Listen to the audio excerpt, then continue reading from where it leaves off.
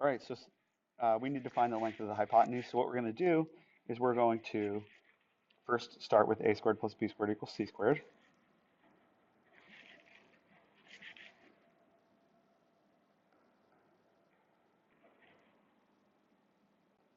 And then we're going to plug in the leg lengths of 14, 14 squared plus 10 squared equals c squared. And 14 times 14, I'm going to go out on a limb here and say it is 196. I think that's correct.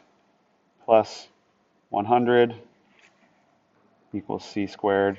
And then we add them together, we get 296 is equal to c squared. Not done yet, though, because we need to square root that. So we would then be able to say that the square root of 296 is what c is equal to. But is that simplified form? Well, what we really need to do then is we need to do a factor tree for 296 to kind of expand this out into its prime factors.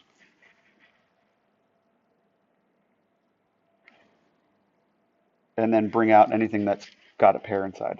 So how do I do it? Well, it's even. So I can say, okay, I can essentially do 2 times whatever half of this is, and half of 200 is 100, half of 96 is 48, so 2 times 148. That's also even. So I'm going to break that in half. Half of 140 is 70, and half of 8 is 4. And that's actually also even. So half of 74, well, half of 70 is 35, and half of 4 is 2. 35 plus 2 is 37. So what we get as a prime factorization, because 37 is prime 2, is 2 times 2 times 2 times 37. Now what can we bring out? Well, the requirement is that it's in there twice. If it's down to the primes, it's in there twice, and it can then come out once. But you'll notice that there's an extra 2 in there that doesn't have a pair. That's got to stay in. So what do we have remaining? Well, we've got to then multiply everything back together. So 37 times 2,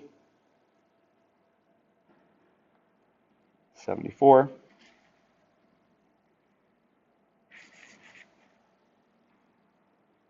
And we find out that factored out, simplest radical form, 2 root 74 is what the hypotenuse is equal to. And since they gave us the units in feet, we have our units are feet as well. So we have as an answer D, 2 root 74 feet. Yep. And just, be mindful of the fact that the square root of 74, if I wrote it here, square root of 74, is between the square root of 64, which is 8, and the square root of 81, which is 9. So this number right here, root 74, is somewhere between 8 and 9. Okay? So you're multiplying some number somewhere between 8 and 9 by 2. And so it's going to be somewhere, I don't know, roughly around 17. So what our answer is an actual number that you could figure out and round off to be somewhere around 17, just knowing that the root 74 part is somewhere between 8 and 9, and then you're going to multiply that by 2, so that'll be somewhere between 16 and 18. Okay? We got one more to do on this now. Okay, so we're doing this same idea, a squared plus b squared equals c squared, but we do not have one of the legs. So we can say, let's leave the leg that we're missing as a squared. I'll call that a.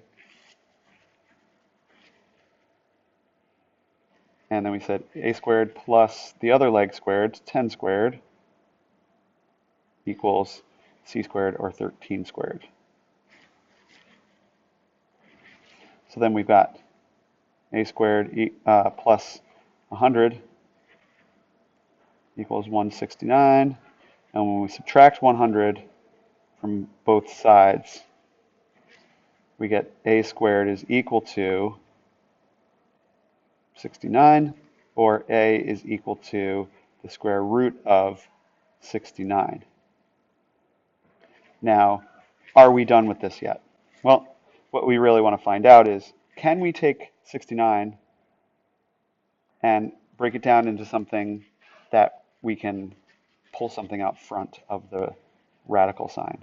So this becomes 3 times 23, and those are both prime, and they are different prime numbers. So really, essentially what we would be getting is a is equal to square root 3 times 23, and nothing can come out. There's no perfect square in there that we could square root to bring out. There's no pair of numbers that we could bring out once. And so we need to leave it together as root 69. And we do know the units. The units, it says in feet, so we're going to call it feet. So we say that missing side length A is equal to the square root of 69 with feet as its units, and that is A. And we're done.